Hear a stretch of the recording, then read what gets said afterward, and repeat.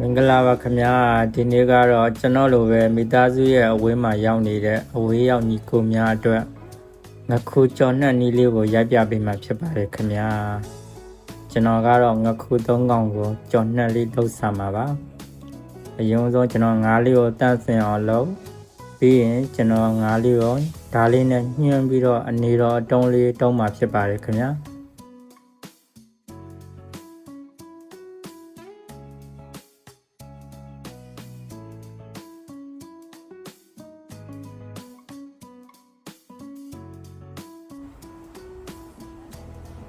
ကဲခုဆိုရင်တော့ကျွန်တော်ငါးလေးရောနေတော့အတုံးလေးတွေအားလုံးတုံးပြီးသွားပြီပေါ့နော်ကျွန်တော်အရသာနှိပ်ပါမယ်ခင်ဗျာအရသာကတော့ဒါမိတ်ဆွေတို့ကိုယ့်ဘက်ကိုအဆင်ပြေတာလေးထည့်လို့ရတယ်ပေါ့နော်ကျွန်တော်ကတော့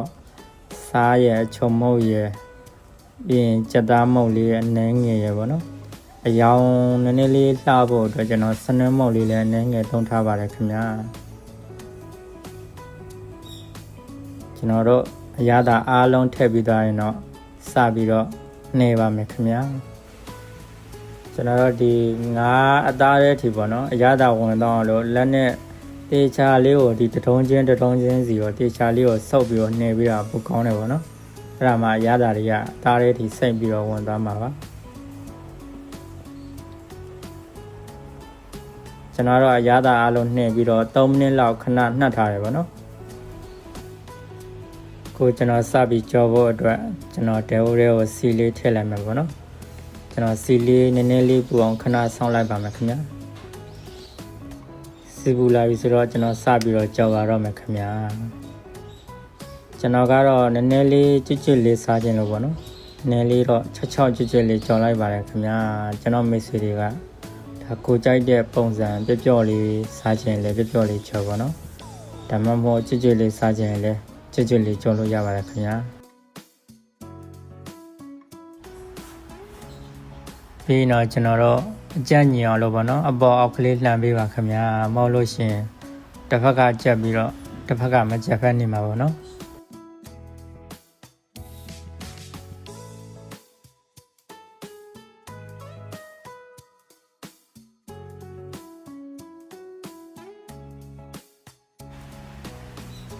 ကျွန်တော်ကတော့ငါးလေးကြော်နေတော့မှဒီငါးကြော်နဲ့ထဲမှာထည့်ဖို့အတွက်ကျွန်တော်ကြက်တင်3လုံးကိုပပလေးလှီးပါမယ်ခင်ဗျာအနံလေးလည်းနည်းနည်းလေးမှုန့်အောင်လို့ဆိုပြီးတော့ကျွန်တော်ကြက်တင်ဖြူလေးလည်းနည်းနည်းငယ်တုံးထားရပါတော့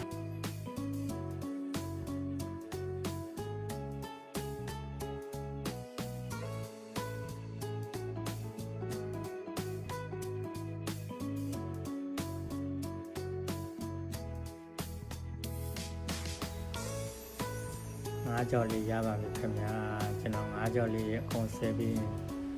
ကြက်တင်လေးစီမွေးစတတ်ပါမယ်ခင်ဗျာ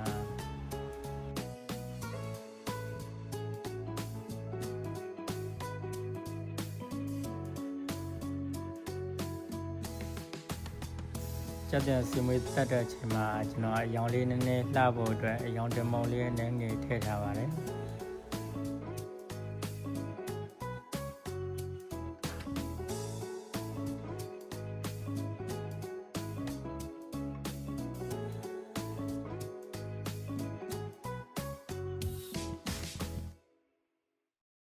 ကြက်တင်လေးချက်ပြီးဆိုတော့ကျွန်တော်ငါးကြော်ထားတာလေးထည့်လိုက်ပါမယ်ခင်ဗျာ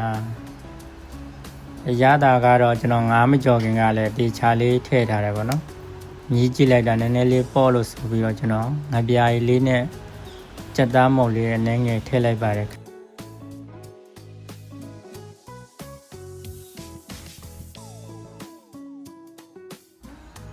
ျွန်တော်တို့ဒီအရသာအတွက်ပေါ့နော်လူတလောက်လေးအားလုံးထည့်ပြီးသားပြီဆိုရင်တော့ငါးကြော်ထားတာလေးနဲ့ကြက်တင်စီမွေးတက်ထားတာလေးနှံ့သွားအောင်လို့ဆွဲလေးနဲ့အပေါ်လှန်အောက်လှန်လေးလောက်လိုက်ပါမယ်ခင်ဗျာ